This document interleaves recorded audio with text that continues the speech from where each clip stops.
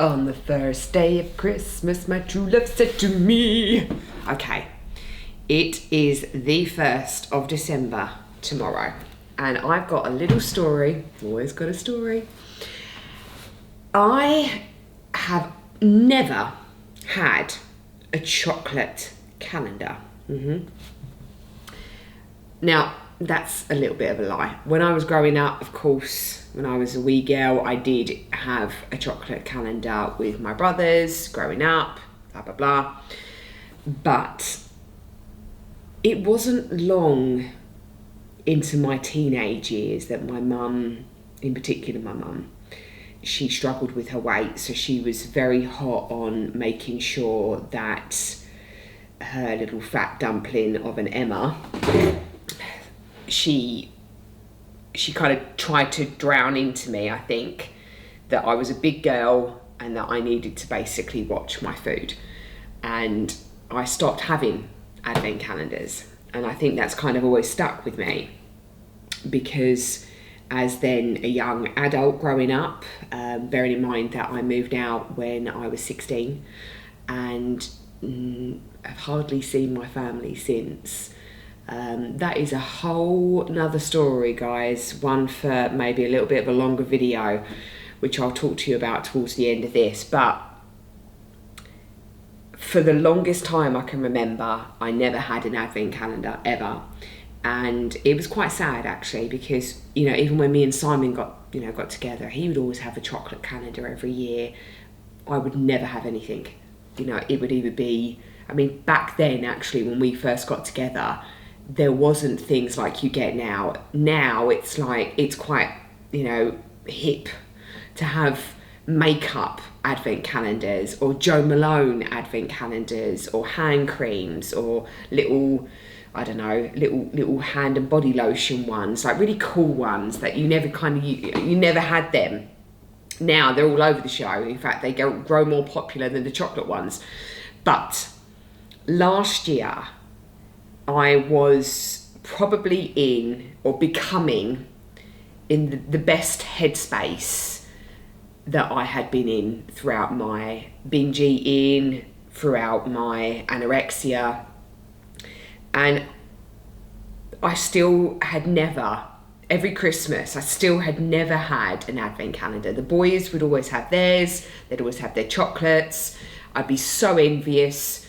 You know, they always had to follow the same pattern as me, like the Juju pattern. That's like the Robert De Niro film, don't ruin the Juju. I have this thing about superstition in this house. We can't put any Christmas decorations up until the 1st of December, nor can you open up an advent calendar on the wrong day. And the boys have always stuck to that. You know, they understand the Juju and they understand my OCD superstitions. Anyway, last year was the first year, and I honestly, I was coming off a cut as well. So I'd already been weighing my food, tracking it. So to then introduce an advent calendar chocolate every single day, the build up to where we all kind of let loose a little bit. It was scary for me. It was a challenge, one to which I accepted. And I thought, you know what, I'm going to do it. For the first time ever, I'm going to have an advent calendar on the top of that mantelpiece, which is now obviously my gym. But we had a fireplace in there January this year, which we took out. So on the top of the mantelpiece, I had my Lindt or Lenor. Is it Lindt? Lenor. I had this one. Now this one's not mine this year. This one is actually JJ's, and I'll tell you why. Because I had this one. JJ had a celebrations one. Now normally he loves celebrations. He loves the Bounty, you know, the mini Maltesers. But for whatever reason, he swapped on one of the days his mini celebration last year for one of my red Lindt balls. Well, that was it. Every single day it was, Mummy, I don't like this one. I'm like, what's that one then, babe? Where's the Bounty? I hate Bounties. Really? Okay. Do you want my red ball? And because at the time I was still teetering on, am I cool with this? Am I not cool with it? I ate JJ's psychologically knowing as well that they were actually less calories than my Lindt balls. Not just a hat rack. But this wasn't every day. Most days I had my own chocolate. Everybody had their own. Simon, what did Simon have? Simon had to have Cadbury's. He always has Cadbury's. So he had the Heroes one. And on a couple of occasions, Simon swapped with JJ. But for the most, it was me. So this year, I got JJ his own red one. Because the kid isn't having any of mine this year. Now, my advent calendar is actually one which I owe to a new client of mine, a new client of this year. And she is a beautiful, beautiful person. She purchased me some of these chocolates in a tray. And I've never had them. They're Hotel Chocolat or Chocolat. And I absolutely adore them. And I couldn't thank her enough. So, a credit to her, who I have asked to join me on this advent calendar challenge this year. And I have bought a Hotel Chocolat advent calendar. And it was really, really funny because we were sitting having dinner the other night. We always have dinner as a family at the dinner table. It's the one thing that we always make sure that we do. No matter how busy we are, everybody stops, everybody calms down, everybody puts the tech away, sits at the dinner table, we talk. And Simon, being Simon, trying to be funny, and he was saying, right, well, you know, my plan this year is it's the first person to find their advent calendar chocolate. If you don't find yours first and I manage to find mine and eat it, then I've got the option to eat yours. And we was all like, yeah, all right. So anyway, the joke's on him because you can clearly see the numbers on mine. Mine are so large. In fact, JJ's, even though they might seem small, because it's a red background with a gold writing, it's pretty damn easy to find them.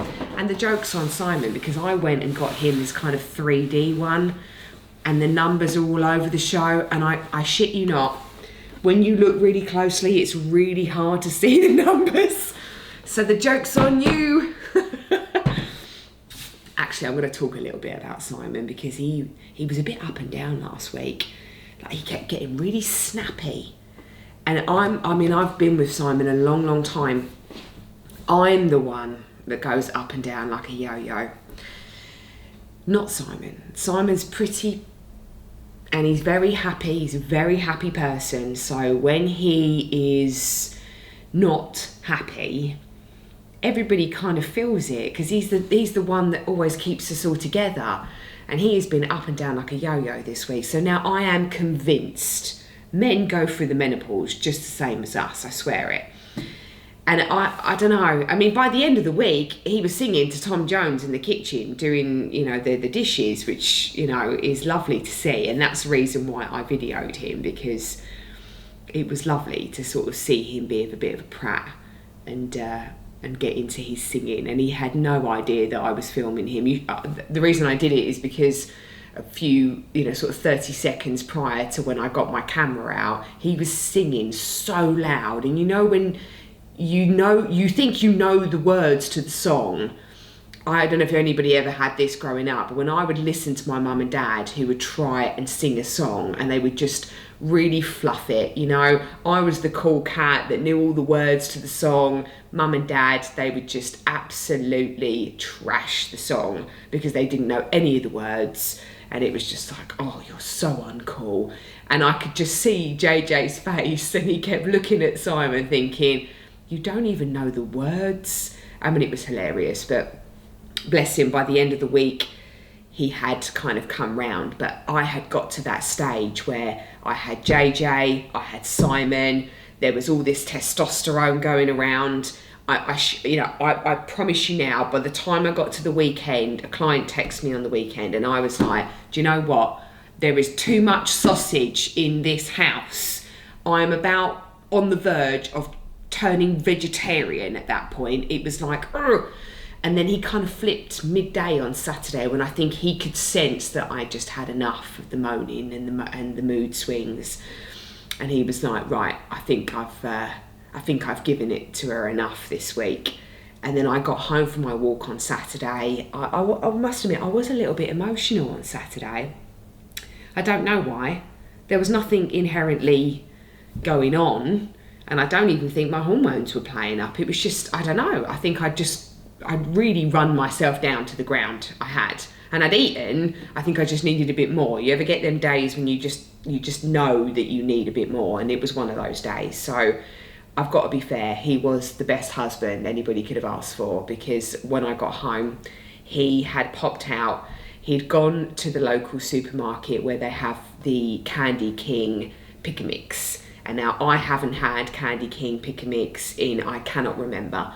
And JJ kept asking him about it, and I kept saying, oh, do you know what? It would be really nice to have some of them white chocolate mice. Oh my God, they're my favourite. And when we got home from the walk, I went out with JJ. Simon had bought a Candy King Pick Mix sweet tub. And he was like, look, I don't want you freaking out about it. I know you haven't planned for it, but I really, really want you to try and have some Pick a Mix together tonight. You know, we'll put on the Great British Bake Off, which is something that we've been watching over the last few evenings. And I'm telling you now, I love that show. I love it. But it makes me hungry. I have settled in the fact that no matter if I've had my dinner or not, that show makes me hungry. Anyway, sidetracked. So he'd got me the Pick a Mix. He was like, all I want you to do, go and do your hair. He's like, I know you wanted to do your toner. It's been like 3 weeks.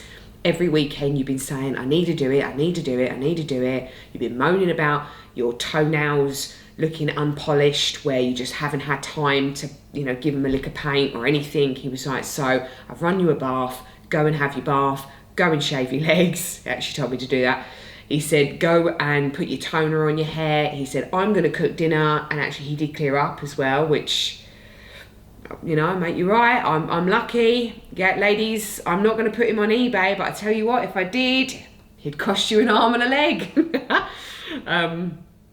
Yeah, so I had a great time. I had my Candy King.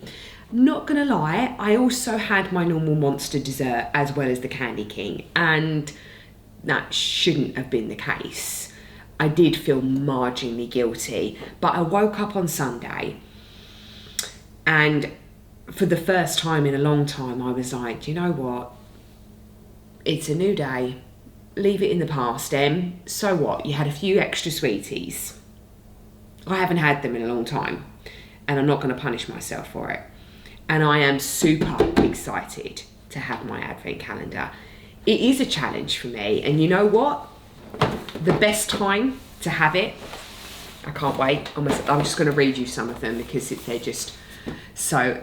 'Twas the night before Christmas, best-selling filled chocolates from all our genres, and it's champagne, mousse au chocolat, going nuts. That's probably one I'm going to have most days.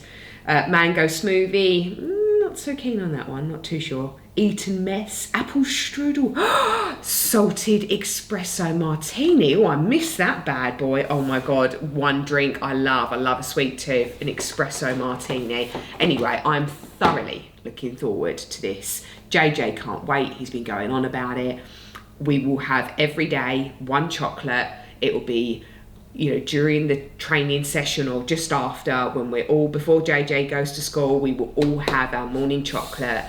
And there will be no guilt, there will be no binge. So you will never find me going through from number 1 to number 20 and eating all 20 sweets or anything ridiculous, because again, you'll ruin the juju. But I'm challenging those of you. When is the last time you had an advent calendar with chocolate? So if you haven't had one for however many years, guys, get one and just join me with it. Anyway, listen, happy Monday, and I hope you all have a lovely day.